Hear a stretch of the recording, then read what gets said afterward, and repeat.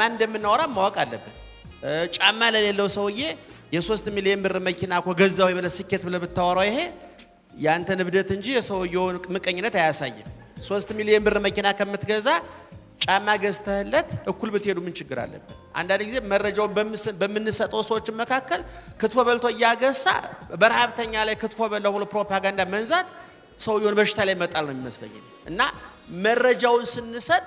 እንደ ማህበረሰብ ቅድም እንዳልኩት በሰው ደስታ የመደሰት ልምድ የለንም ለምሳሌ አሁን በጣም ድምጻዊ ሰው ቢያጋጥመንና በጣም ድምጻዊ ነህ ከማለት ይልቅ ዕውቀት ብትጨምርበት እንለዋለን ሰውዬ አሁን ወይም ደግሞ ቁንጫና ድምጽ ባዶ ቤት ይወዳል ብዙ ነገር ምሳሌ መደርደር እንወዳለን ጅብም ያውቁበት ሀገር ቁርበት አንጥፉልኝ ይላል ለምሳሌ አንድ ሀብታም ሰው በቴሌቪዥን ሀብታም ሆኖ ስለ ሀብቱ ያወራን ከዛሬ 10-15 ዓመት በፊት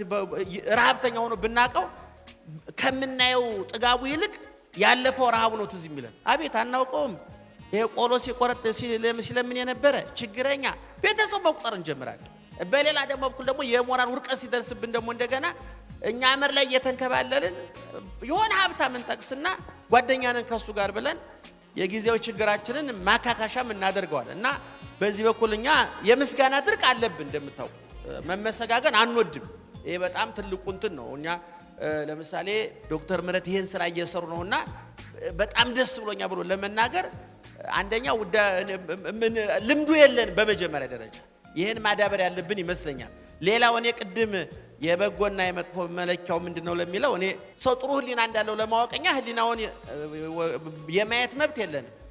የሚሰራው ስራ ግን ውጤቱ ምንድነው ሰው ፍቅር ካለው ሰላም ካለው ትግስት ካለው ቸርነት ካለው በጎነት ካለው ህሊናው ስራ ላይ ነው ማለት ነው ኦፍ አልሆነም ማለት ነው እኔ ብዙ ጊዜ ምን በያስባለሁ እኔ የስሜት ህዋሳት በጠቅላላ ስንወለድ ፈጣሪ ኦፍ ኦን አርጎ ይለቃቸዋል ማንም ስንሞት ደግሞ ኦፍ ይሆናል እንጂ በየጊዜው ማንም እንደፈለገ የሰውን ጆር ኦፍ ማድረግ አይችልም የሰውን ጉበት የሰውን ሳብ ኦፍ ማድረግ አይችልም ፈጣሪ እጅ ነው ስልጣኑ ያለውና እንግዲህ በትክክል መጽሐፍ ቅዱስ ህሊናቸውን የተቀሙ የሚላቸው ሰዎች አሉ አይመሯቸው የተቀሙ የሚላቸው ሰዎች አሉ ያለ መስዋዕቸው የተዘረፉ ሰዎች አሉ እነሱ ይንቀሳቀሳሉ ይበላሉ ይጠጣሉ መኪና ይነዳሉ ቤት ይሰራሉ አልፎ ከባድ ስልጣን ሊኖራቸው ይችላል እነዚህ ግን ህሊናቸው ልክ ውጭ ሀገር ኩላሊት ይሰረቃል እንደሚባለው እነዚህም ህሊናቸው የተሰረቁ ሰዎች አሉ ለሌላ የተሰጠባቸው ሰዎች አሉ እንደዚህ አይነት ተንቀሳቃሽ ሬሳዎች ነው ማይበሩ ምድርም ያላለቀሰላቸው ማይበረሰብ ድንኳን ያልተተከለላቸው ግን የሞቱ ሰዎች አሉ ተንቀሳቃሽ ሬሳዎች እና እንደውም በወንጌል ላይ ይላል አንዱ የክርስቶስን አባቴን ቀብሬ ልንጣ ሲለው ክርስቶስ የሰጠው መልስ ሁሉ ጊዜ ይገርመኛል ታዋቸው ሙታን ይቀበሩ